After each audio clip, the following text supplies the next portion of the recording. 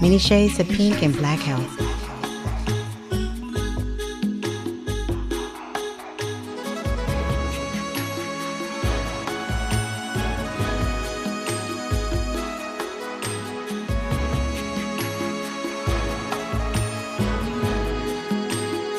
Many Shades of Pink and Black Health, where good health equals long life. Welcome to the Many Shades of Pink and Black Health radio program on KBLKradio.com, sponsored by Many Shades of Pink. I'm Wendy Sherrill, your host, breast cancer survivor and advocate. And I'm Susanna Flawley, your co-host, a retired family physician. And today we have a wonderful special guest, Angela DeJoseph. She is founder of the Indivisible Watu, producer of Women of Color Roar, program chair for Be Wild, editor and filmmaker. And our topic today is empowering women of color. And I want to start off first and foremost on congratulating you on your successful event on March the 2nd. And also, you just was elected for the 79th district of the Democratic Party. Yes. All right. Well, congratulations. Thank you. And the Women of Color War, this was our second year. And we always have it the first weekend in Black History Month. So it's the first Saturday, which is Women of Color War Saturday. And so the first year we had 300 women that came out. This time we had 400 women. Well, that's very, very impressive. But we would like to start off by just tell us a little bit about yourself and your family. Well, it's interesting. My family, like your family, is from the West Indies. And so my family is from Trinidad. I've always wanted to know what you were. You know, I could tell the You knew, roots. yes. Yeah, I knew it was something, but I just didn't know really what. Yeah, we are West Indians. Okay. And my family, they immigrated to this country. And I was actually born here. I'm the only one in the family born here.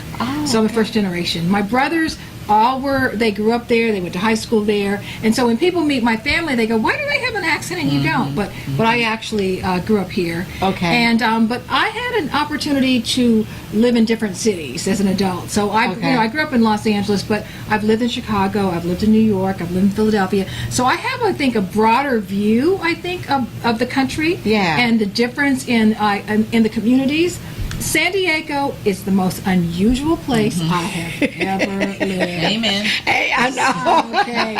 So with that in mind, I can say that, I had an opportunity, to go to New York to work for Essence Magazine. Yeah, that was one of my first jobs. I was an editor at the magazine, and it was a wonderful experience for a young person living in New York City, and this is during the roller disco era. Okay. Hanging out, but I got a chance to move to Chicago. I worked for Johnson Products Company, the makers of Ultra Sheen, Afro Sheen, and Ultra Sheen Cosmetics. I love your bio. It's so impressive. It really is, because it's like a dream for a young African American female. To Essence, Johnson and Johnson's. I mean, it can't get any better than that. Yeah, I had a lot. There's a lot of things that's not in there. I worked at Motown too. Oh wow. I'm like Forrest Gump. I have a story about everything. But adding all of the experiences, it sort of comes together with what I'm doing now, because I did have a background in media as a journalist. I went to film school, so I learned how to make films. Yeah. But what I'm able to do is I'm able to take the media experience, the marketing experience, and take that and utilize that for our community. Yeah. Because one of the things about our community, particularly in San Diego, is we tend to be disjointed. And being able to bring people together behind a common cause. And Women of Color Roar was designed to uplift and empower our women. Right. So people are always saying, why don't you all do things? But we have to first be educated and engaged. Right. And so that's what we try to do, is to bring information and empowerment to women of color. Yeah. So I guess I'm a little curious, because you do have quite a diverse background. Yes. But what actually made you decide to become a community activist? Yeah, that's really interesting. Yeah. I started off, my mother was a cosmetologist, and she had her own beauty salon in Trinidad, and she made her own beauty products, and I later on, went into that business. But I realized that I wanted to do something that had an impact and was substantial. And when President Obama was running, of course I got very, very involved in that campaign. Okay. And later on, I found out that so many people were apathetic about the voting process and didn't realize how important it was. Yet we've got a situation where black women are the backbone of the Democratic Party, and we're the ones that are many times the deciding factor. But we don't reap the benefits of that relationship. Right. It's not reciprocal. Yes. So it's like we have to understand what our power is, and then we have to take that, and we've got to go, and we have to not just ask, we have to make demands. That's our bargaining chip. Right, exactly. Exactly, yeah. So, question, why did you start the Invisible Watu organization? What brought that on? Well, right after, and I don't call it the inauguration, I call it the abomination. A 100 of us from San Diego went to the Women's March in D.C. Okay. And so I was with a group of people. I had worked on Hillary's campaign, and I went with a group of people. And when we came back, a group of President Obama's former staffers, they started a thing called the Indivisible Guide, and it was designed to show us how we could stop and shut down that agenda. They had watched what happened with the Tea Party. The Tea Party rose up during President Obama's administration, Yes, I remember shut that. down all his legislation, and they flipped Congress in 2010. They wrote us a guide for us to follow to do the same thing. We have been very successful. As you know, we just flipped Congress. Right. We just flipped Yes, we Congress. did. And so we just came back from our third summit at this past weekend.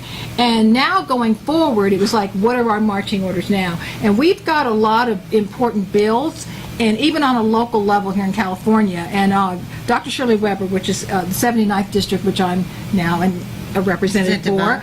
I mean, she has a bill, for example, and it's Assembly Bill 392, and it has to do with the use of force by police officers, deadly force. Yes. Because right now, they can kill people, and there's really no rule that says where the limit is. So this bill that Dr. Weber has authored limits that. That means they have to be in danger, and there has to be a higher criteria for right. using that force. And so, for example, one of the things that Indivisible does as an organization is we learn how to utilize the tools. We go to our Congress, our Senate, we lobby, we have lobby days, but we have phone banking, canvassing, but we actually learn how to make the system work for us. And what I've done is taken those tools, and I'm bringing it back to our community so that we can get things that are important to us. So right now I'm doing a survey, a cross-community survey in San Diego. I saw it on, is it the Monkey Yes, Survey? Survey Monkey. Survey Monkey, is that the one Yes. that's on Facebook? On Facebook, yes. Okay, I'll do that. Please, it's a legislative agenda. I'm Okay. asking people cross communities, by zip code, by Okay. race, by gender, what are the important legislative issues for you? Because what I'm going to do is I'm going to layer that, and I'm going to be able to have the data. Because I can go to a meeting and I can say, well, we think this or we feel that. But when I actually have the data, I'll be able to say, these are our top issues based on this data. Right. 75% of the people in the community say this, that. Yeah. So, so your community, your number one priority might be climate change, but ours may be criminal justice. Is right. Yours may be, this, but this is what we are. And we've got to find the places where our communities overlap. And they have to come and work on our issues. And so for too many things, I think, in the activist community, they always want us to come and do what they want to do. Right. So They do. yeah. They really do. They do. And they're like, well, why don't you all come? I'm like, first of all, you have to understand something. In the black community, we have different priorities. People got a job, they got kids, they got church, they got a lot of different things that we're doing already. Plus, we've been marching since civil rights. This is nothing new. You guys just woke up.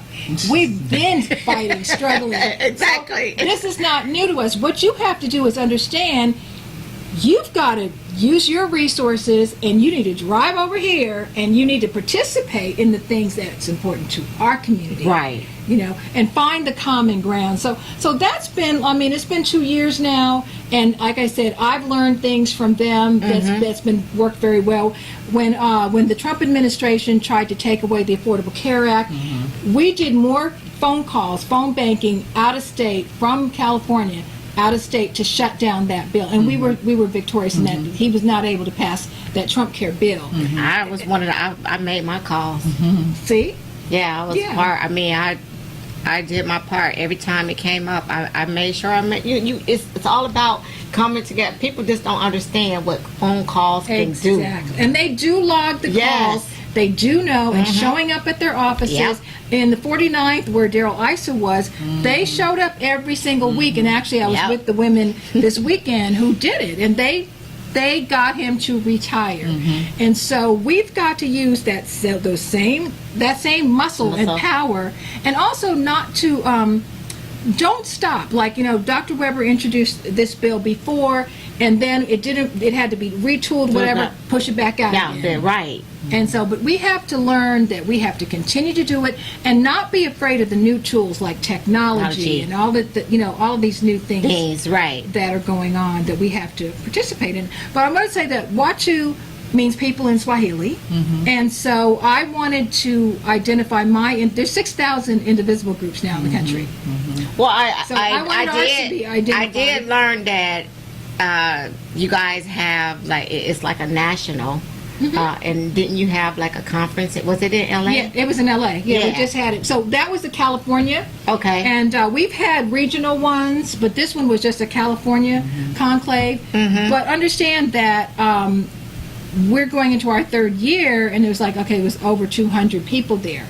And we learned about about getting these bills passed, how to lobby, how to do legislator, but also learning how to work with other groups. And then how to have allies. And I have to laugh because most of the people that are in Indivisible obviously are not people of color. Right. And so I mean, I have to tell them, I said, some days I am exhausted. I'm tired. You guys wear me out. I don't feel like being, that person all the time that has to tell you. But then again, if I don't tell them, nobody who will. Okay, I just have a question because, I've been a part of an organization as far as OSHA and everything else. How do the organization is white, and 9 out of 10, I'm the only black. And how do I go about implementing their thought process to include people of color? Because it really, still down to this day, it's like, my mom died at, in a preventable workplace incident. And see, I've been a part of making that change, going to Congress, speaking in front of Congress. I've done all of that, but I have not, as far as this organization, I have not been able to see black people of color participate in this organization, and white people is just not the only ones that's dying on their jobs. Right. You see? And it had gotten so frustrated. I was so frustrated because I just feel like, how do I implement this? And maybe, I can talk to you, offline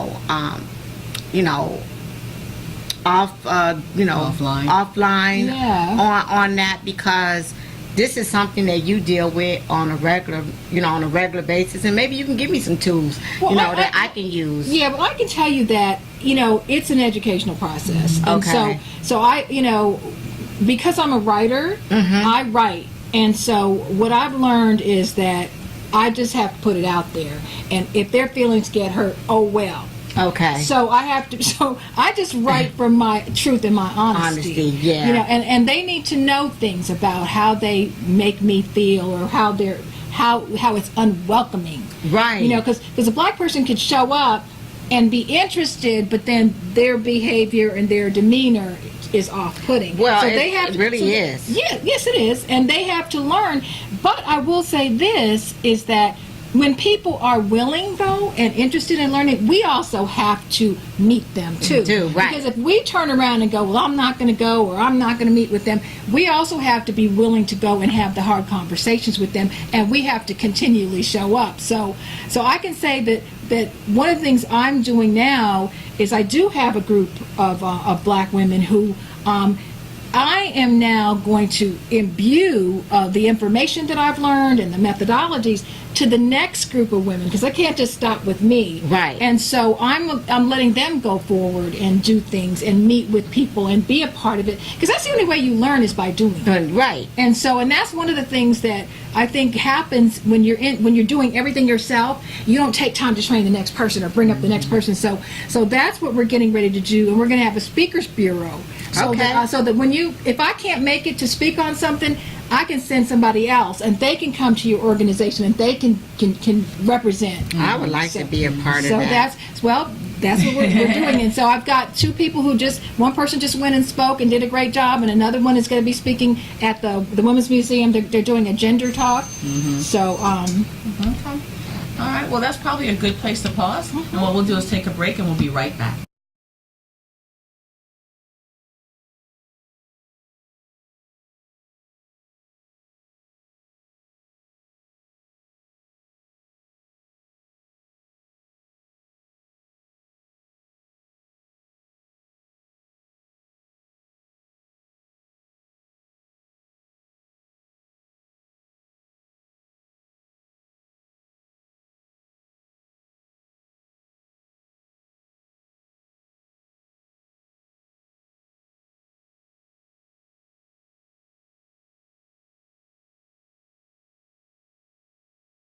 Welcome back to the Many Shades of Pink and Black Health Radio Show. Our topic today is empowering women of color, and we're with Angela DeJoseph. And I guess we can just go ahead and pick up where we left off, because that was something powerful and some informative information that I really need. But I have tons of questions for you, Angela, and I know that an hour is just not. We need 3 sessions. I'm serious. You do a part 2 and part 2, part 3. I'm serious Because she's so involved in so many things. You are, and you have, like I said, your resume is so impressive. I'm all over the place because you got so much. But one of the things is I wanted to ask you is who has impacted you the most in making your decisions on your career and where you started and where you are at today? Well, it's interesting. My mother, who was a West Indian woman, had her own business, so she was an entrepreneur. My mother had a beauty salon. My mother made her own hair products. So I grew up, with a woman who was doing things, and she was very creative and talented. So my mother could, she could, sew a dress without a pattern. She used to decorate the most amazing cakes, like you would see, like you would think it would be done in a store. Yes. But beautiful. She could make these flowers out of icing. She was very, very talented, and I grew up around her, and I think that instilled in me the need to be an entrepreneur. And so I've always had my own businesses, and periodically I do get a job every now and then. Somebody will hire me, but people who are entrepreneurial are a hard fit because we do so many things, and so we're kind of a hard fit in corporations. But every now and then somebody says you're just what we're looking for, somebody who does all these things. So my mother was that role model for me. Later on, when I worked at Essence Magazine, Susan L. Taylor, who became the editor-in-chief, she was my boss, and she was just empowering and magnificent. But she was a kind of woman who wasn't threatened by other women. She wanted to elevate other women and for you to rise up in your power. And so that was an important, and I think working at Essence saved me because, I was young growing up in LA and Hollywood, wanted to be an actress and everything. But when I went to work at Essence, those women did not play. You better have your art. So they don't care how cute you are or what. You better have your work. And that was good for me because it was a discipline. Yes. And so, but later on, I was very blessed, in my career path. I worked at, working at Johnson Products Company. But the main thing, I think, was learning that you could be a woman who was independent and that you could excel at what you did. And I know, being a physician, that studying and being smart, people think that you have to pick one or the other. Either you're going to get married and have babies, or you can, you can't just be smart and excel at what you do. So I had good examples to follow, and then I did have a gift. I was a writer, so that was a gift that I had. Yeah. I'd always been writing since I was a child. I was writing. Okay. And so that's how I got the job at Essence Magazine, because I wrote an article and I said, oh, here's my article, and then they hired me and moved me to New York. Wow. Yeah, and so, I've written a book. I have a fitness book. Now I'm starting Women of Color Roar Media, and the reason I'm doing this is because there's a void. Where's our CNN? Where's our voice? When I do not like the way they cover us and talk about us in the media. Me either. And, we have a black woman running for president now. We have Kamala Harris. And, why are we reading about that she puts hot sauce on her greens? Oh, God. I'm just saying, why are we even reading about anything negative about her, period? Period. But I'm just saying, and then I see that with women candidates, but I really feel that with what's happening now, women of color are coming into our day. As you see, we've moved into Congress, and when we step in there, everybody got to move away because we are strong, we have a strong voice. And people say, why is it you all know so much? We have an intuition that's in our DNA. We sure do. We got black girl magic. We do. And so all over the place. I mean, we do. We do, and we have it, and that's why everybody's always trying to suppress it, take it from us. But we've got to own it and strut in it and walk in it proudly. And so I wanted to have a media where we would have an unfiltered voice, where we can have articles, video, just like you all are doing your show. It's you're putting our voice out there. There, right. And it's not coming filtering through somebody else. Right. So this is going to be a media, and I'm focusing particularly on politics, government, current events, and how it affects us and how policy affects us. I'm not talking about hairstyles, restaurant reviews, and all that. Right. This is a focused network. Right, So this is going to be, because I feel like we need to get more involved in the political process and be empowered. Yes. And that's what Women of Color Roar Media is going to be about. And I already have I have like 5,000 people that follow me on Twitter, and I have like, 2,000 people on Facebook.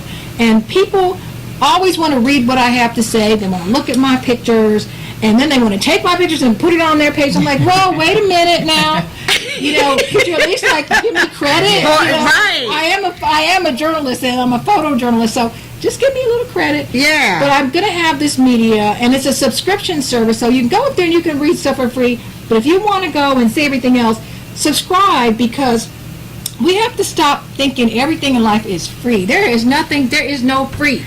You've got to pay. You pay to get a newspaper. You pay for Netflix. Everything has a cost. So we need to recirculate our dollars in our community. Yep. So I'm saying, as somebody who is providing a service, providing a network in media, for like $5 a month, you can come up there and you can subscribe to the service, which will give you access to it. Right. So that's what Women of Color Roar Media is going to be. I'm getting ready to interview everybody that's running for office in San Diego, and I have a thing. It's called 20 Questions, and it's going to be 20 questions I'm going to give to everybody that's running. Because stop thinking you're going to get our vote because you show up once a year. Exactly. You come to BayPAC, you come to Black Earth. Yeah. When you're running, and then we don't see you again. Yeah, that's right. You're just there just to get the vote, and that's it. And then you don't hire anybody. Right. You go to your offices, you don't have anybody. So I'm going to ask them the 20 questions, and it'll be up there on the website. People can read what their answers are. And if you don't answer it, well, then we know something about you too. Right. So the idea is that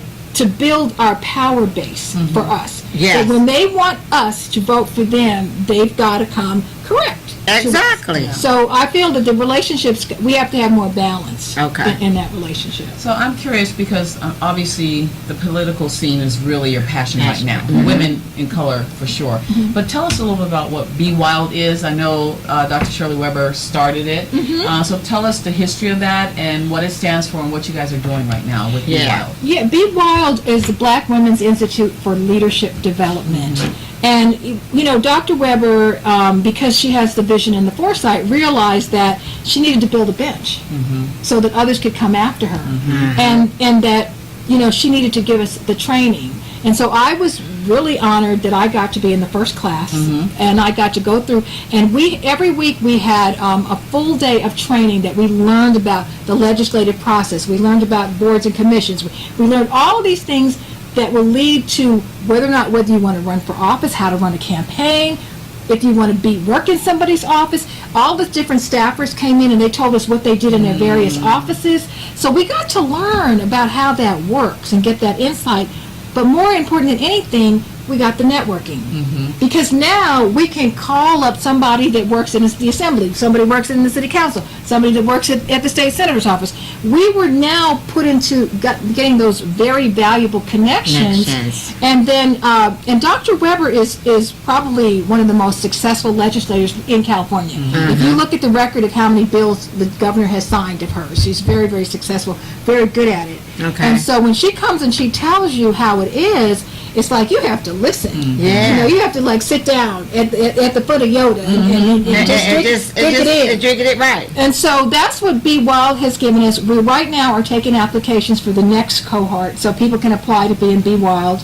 I was elected to the board, so I'm now I'm doing the plan. You know, of course they would put me in a position where I get to plan events. So I'm going to be planning events. But Be Wild is a very unique organization, and I tell you, when you sit around the room and you see all these women who are very powerful, you know, they're in these positions, and then what's great about Be Wild is we have a multi-generational mix. We have some young women still going to school, some just got out of school, and they are going to be the next generation coming up, and they have the opportunity that they've learned all of this, and they're already halfway there in the game. Wow. How many are in the cohort? Has it only been one class so far? It's only been one And class. how many? I want to say that there's about 20 Okay. that's in the class, and then So she accept 20 yes. each go around? yes. Okay. So right now we're open now for okay. applications, so Okay. people can apply now. They can go to the Be Wild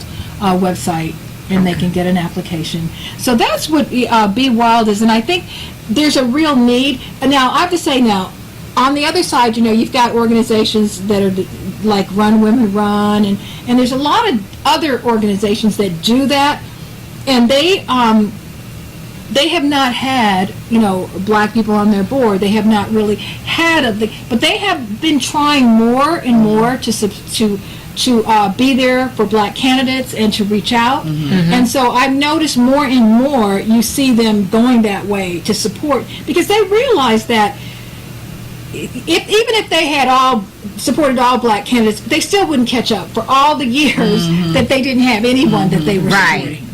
But now you do see people coming through those other organizations. Okay. But what you don't get from them is something you can only get when you're around other black women, and that is a shared experience that we have, and the things that we deal with that they're never going to have to deal Right. with. And so, and one of the things that Dr. Weber has told us is that, you know, if you're not strong, you can't run for office. Yeah, absolutely. Right. And you Absolutely. cannot be thin-skinned, and you can't be too sensitive. And I think Hillary Clinton was told the same thing. You have to be very strong. But understand that for a black woman, it's even double, because Yes. I mean, you've got the sexism, but you also have that racism that you're having to deal with. So that's a dual thing that you're going to be fighting as you try to, because one of the things you know is we do live in a patriarchy. We have had 45 male presidents and vice presidents. Yes. But the minute you say, oh, well, what about this woman? Everybody has something to say, oh, it's not ready, it's not time. And I'm like, you know what? It wasn't time for slavery. It wasn't time for a black president. It wasn't time for women to have the right to vote. It wasn't time for integration. If we waited around for people for the right time, we won't have a woman president. Right. So I feel that we have to let go of all of that and support candidates that we feel are the strongest and meet our value system. Right. And I am personally, I look at the women, and the women are far ahead. They're They are smart, well. they're tough, They they're should strong. have already been implemented already, and the time it should be not tomorrow, but the time is now. Yes. So agree. But on a personal note, I would like to ask you, in your opinion, how have Black women grown and changed over time? It's interesting. When I grew up, the goal was to get married. That was the end goal. Kids. Get married and be a mother, and that was it. Right. That was the goal, and be Mrs. So and so. So, right. So I think that in the case with Black women. We weren't on Ozzie and Harriet. We weren't the mother that got to stay home and make the kids. Our mothers were working and taking care of us and handling all this stuff, and had to do everything else too. Right. But I think that that women are realizing that they don't have to be limited. So if you get married and you have children, you can still have a career, and you can still go back to school. You can still do so many things. So I feel that, and no door's locked. You could be a scientist, you could be an astronaut. There's no door that's locked. And I feel that the younger generation that's coming up, they really don't feel that they're limited. Right. They're all like ready to go. And so I feel that we have to kind of move out the way and let them come up, because they're very, very powerful, and they don't have the mental limitations that past generations had. So they don't have, would you say, like, we have so many issues far as, and it does, what we have been through in the past, it does affect us mentally.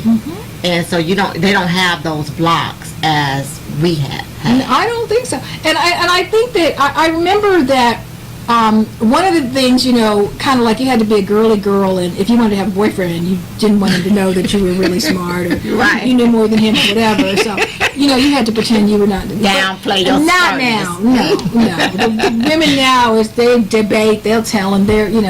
So I just think that there's a different mindset, and I'm happy for it. Yes. And so coming up, the little girls now, they're going to grow up in a whole different world than the world that we had, and I don't think they're going to have. They can choose to be whatever they want to be. But I think that also is true because of the struggles that we've gone through to make it easier for them. Yes. So the people that have arrived and made it, and now are serving as role models, are allowing these young women to say, oh, I see someone like me that is here, and I see someone running for presidency that's Black, and I see a doctor and a lawyer and an Indian chief, and so they can aspire.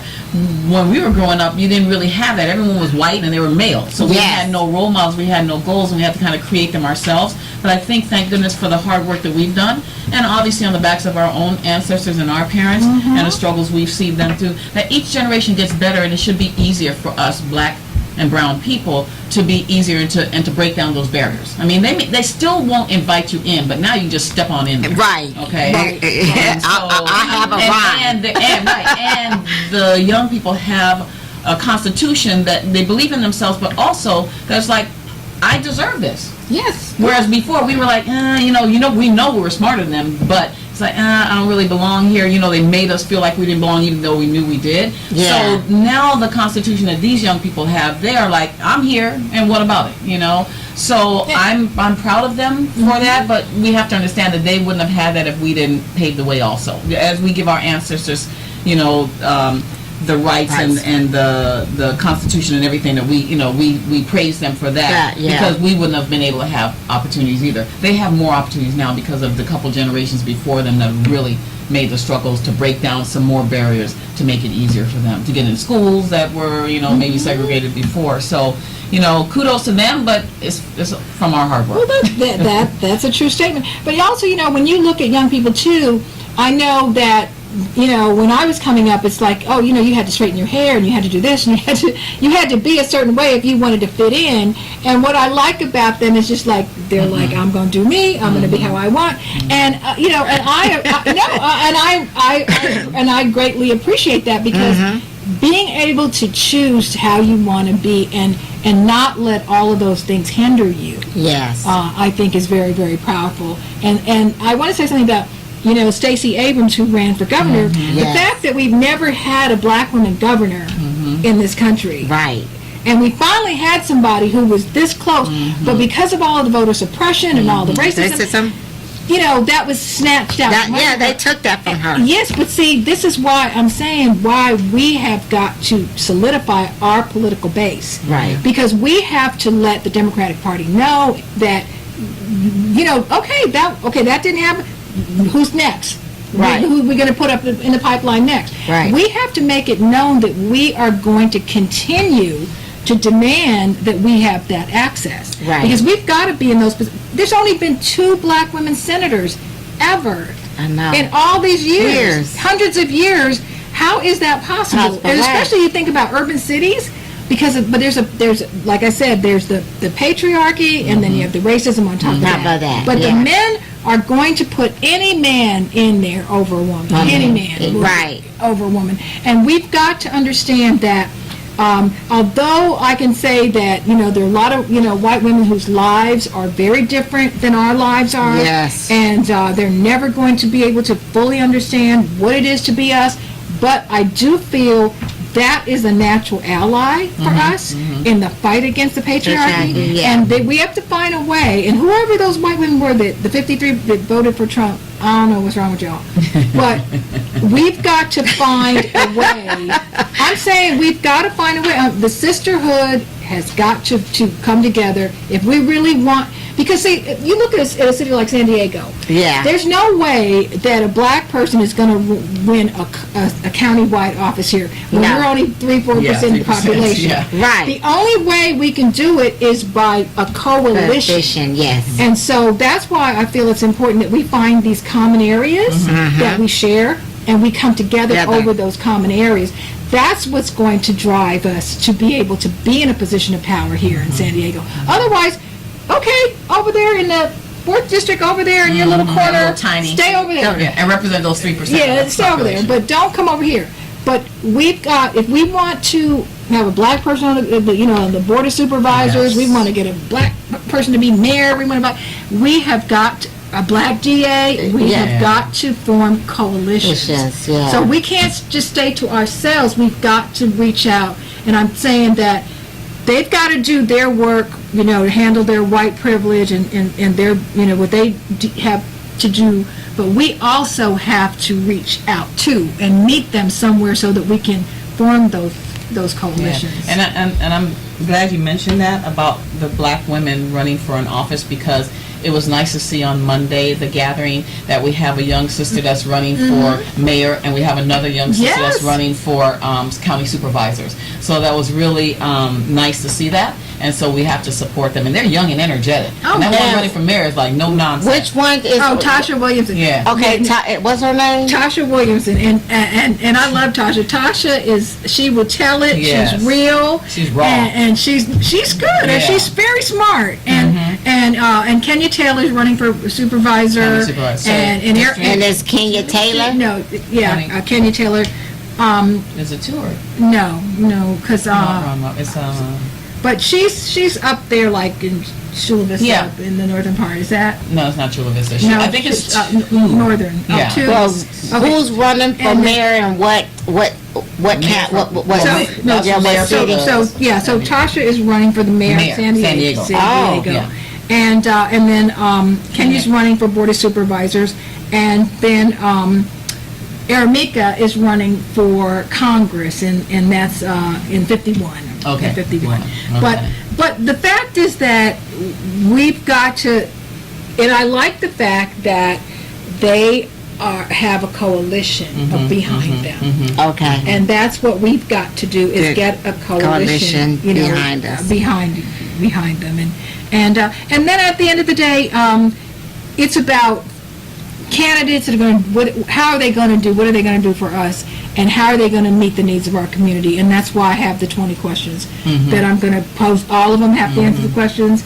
And then the same thing with the, doing the one-on-one interviews with them and finding out who really has our best interests at heart. Well, I think that that's an awesome job that you're going to be doing, coming up with those 20 questions, because I think that's very imperative so that we can know what is behind, not any kind of answers they can give us, So, but I have a question for you. How can we empower our community to take steps into becoming more unified, more stronger, and have a better togetherness?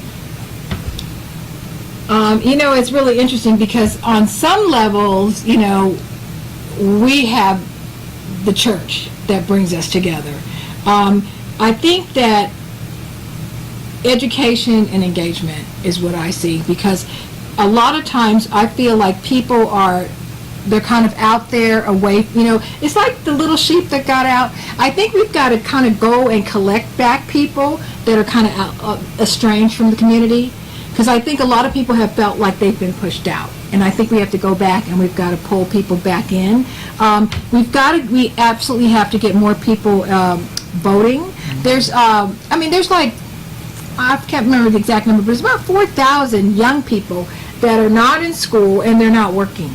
Oh. Yes, thousands, Wow. yes. And so we've got to go and we've got to find them and we've got to get them back in school. We've got to talk to them. We've got to have better programs. When I was coming up, there were a lot of community programs, but that have been cut out. They no longer exist. They don't exist anymore. Right. But we've got to find ways that we provide those services back to our young people, get them back and get them engaged. And also, get the people involved more in the political process. I mean, there's so many people I talk to that, I don't vote, it doesn't matter, they're all the same. I know. And they're absolutely not the same.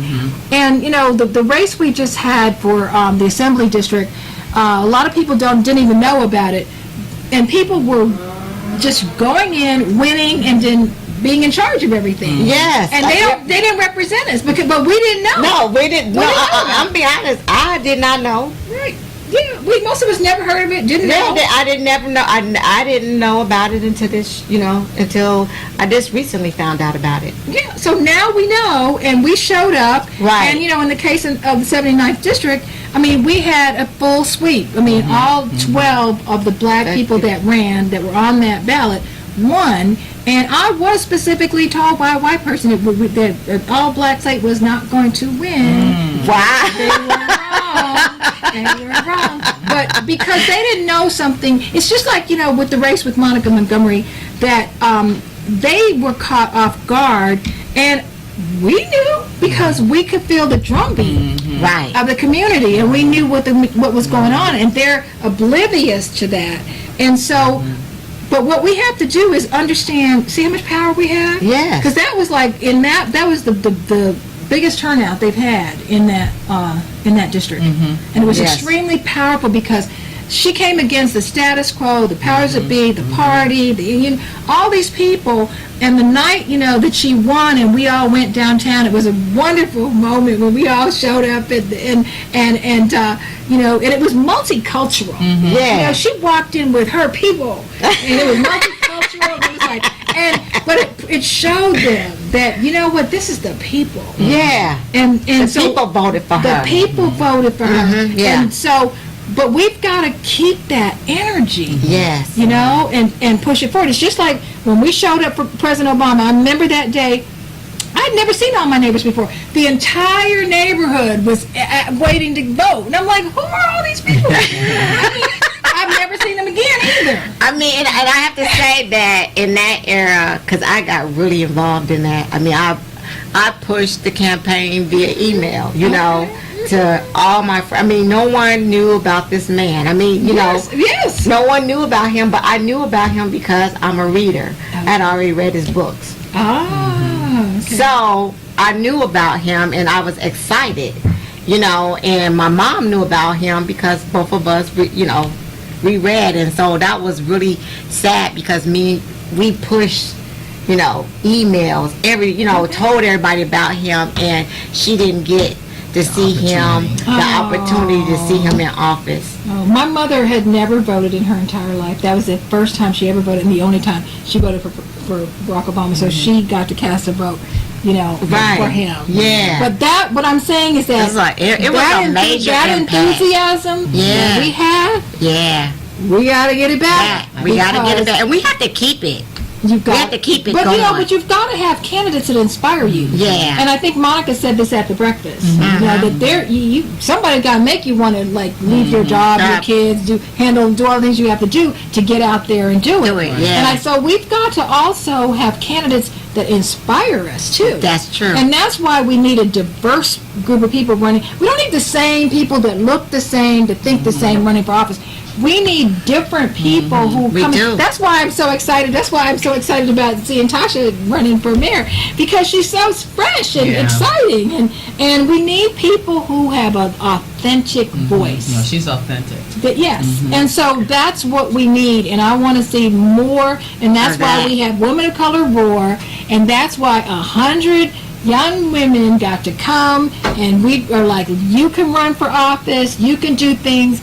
And I said, if that's going to be my day, I'll be sitting, and one of those young women will be like the president or the whatever. I mean, because they're getting, internships, they're getting mentorships, but they're getting exposed to it at a young age. We have 14-year-old young black girls that were there for the first time, and they were so excited getting to meet Dr. Weber and Monica. Everybody, I have to say, the whole room was exciting. I mean, everything was exciting. I was just like a little kid, like woo.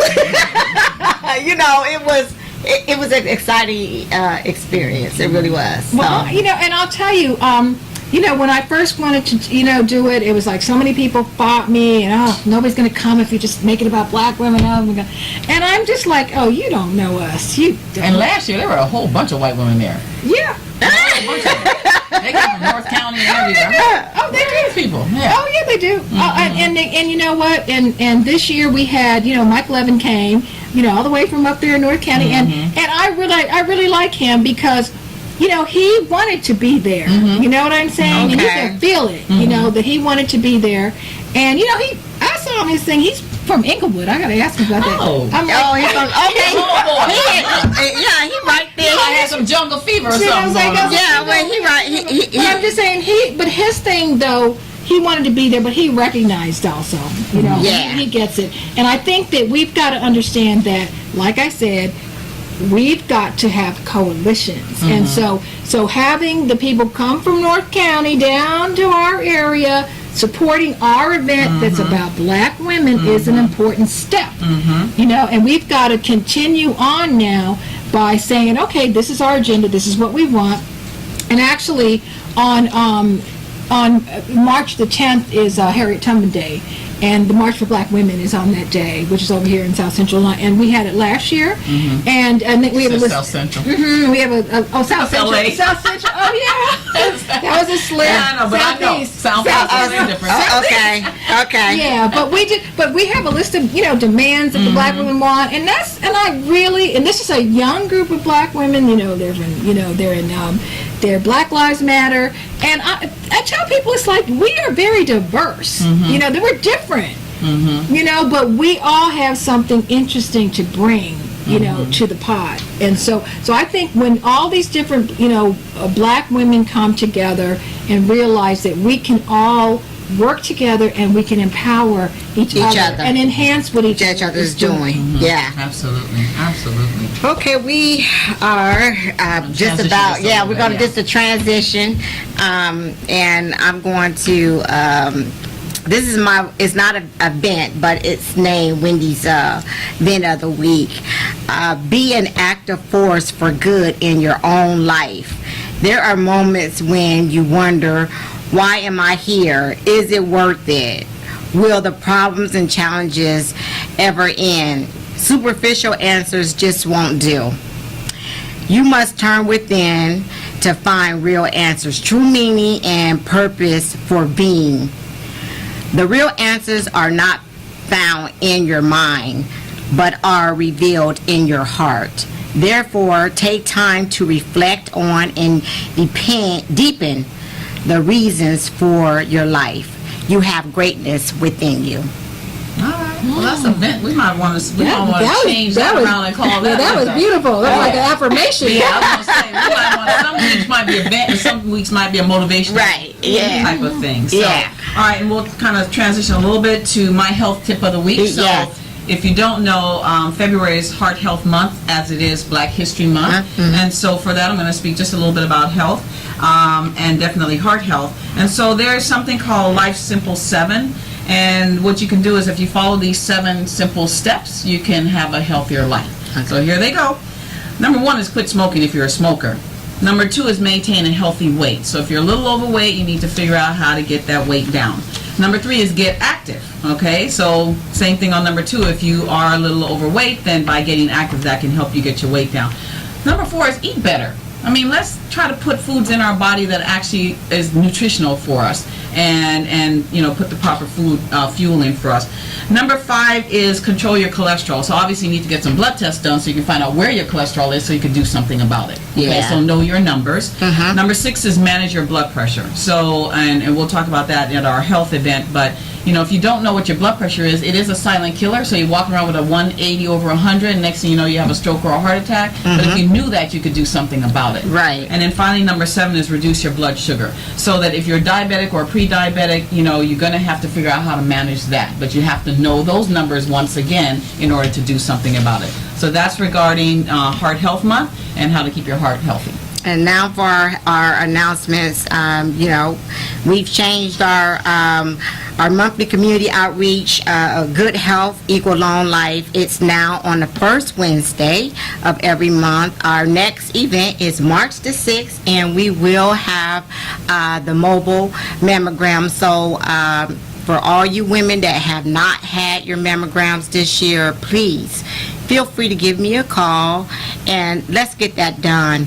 And we at our new location, which is ECC, and that address is 4343 Ocean View Boulevard, San Diego, California, 92113, and we have all kinds of several other organizations offering free blood pressure checks, diabetes screening, and so much more. Just come on out and enjoy our event and put yourself first.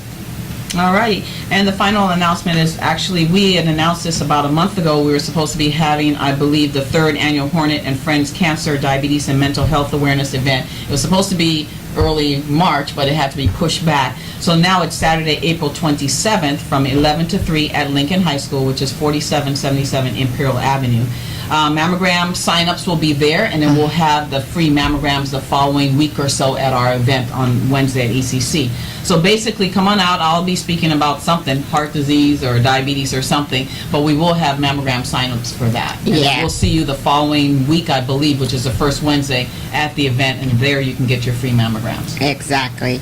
And so you've been listening to Many Shades of Pink and Black Health Radio Show. I'm your host, Wendy Sherrill, breast cancer survivor and advocate. And I'm your co-host, Dr. Susanna Flalo, and I just want to say thank you, Angela DeJoseph, for coming and spending the time with us today. It was an awesome experience. Obviously, we need to do a part 2 because we Yes. need to touch on the surface of all the other things that you have done in your life and that you're doing currently. So, but thank you for taking some time today to come out and share with our audience about Indivisible WOT2, Women of Color Roar, and various other things that you're doing. Well, thank you for having me, and I want to thank both of you for all that you do for the community, because I truly appreciate it. Oh, Thank thank you. you. Thank you. And audience, thank you for listening. Be sure to tune in every Sunday from 2 to 3 on KBOKradio.com. Visit our Facebook and subscribe to our YouTube channel, Many Shades of Pink and Black Health. For more information on breast cancer, visit Coleman San Diego Circle of Promise website at www.colemansandiego.org. And if you want to learn a little bit more about A Healthier Me, which is a lifestyle change program, go ahead and visit my website at ahealthierme.sd.com.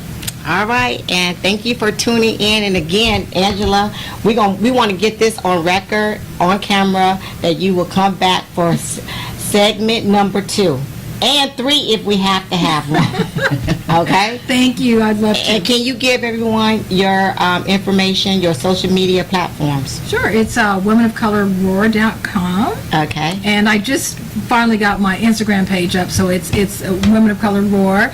And then we've got WOC, W-O-C, Roar, and that's our Patreon website. And then we're on Facebook, Women of Color Roar. So you can find me anyway. Just look up Women of Color Roar, and you'll find us. And we look forward to seeing you all February 1st, 2020 for the next Women of Color Roar breakfast. All right. Thank you so much. You guys have a great weekend.